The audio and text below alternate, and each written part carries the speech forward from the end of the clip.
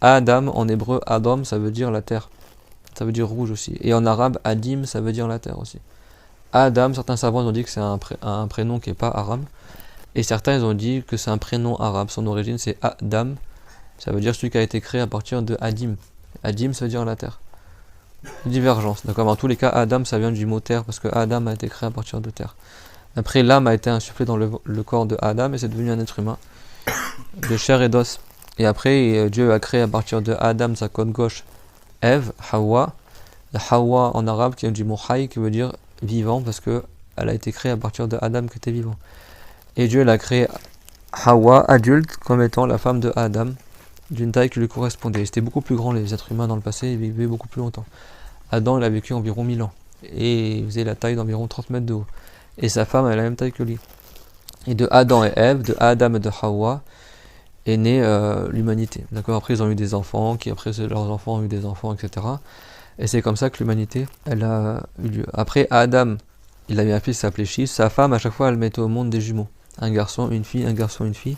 Et c'était permis qu'un des jumeaux il se marie avec sa sœur mais d'une autre couche que sa jumelle.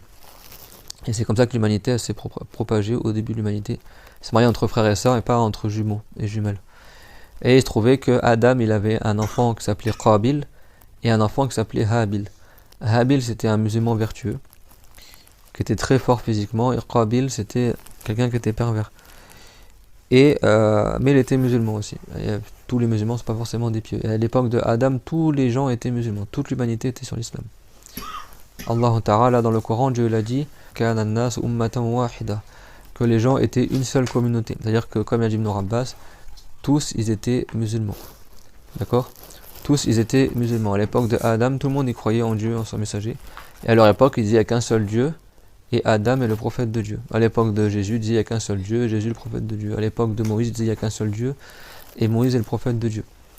Donc Adam, il avait plusieurs enfants, et parmi ses enfants, il y avait donc Habil qui était un musulman vertueux et fort, et Qabil, lui, sa sœur, elle était très belle, plus belle que la sœur de Habil.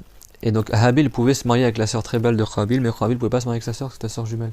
Donc il est tombé jaloux de Habil, et du coup tellement il était jaloux qu'il a voulu le tuer.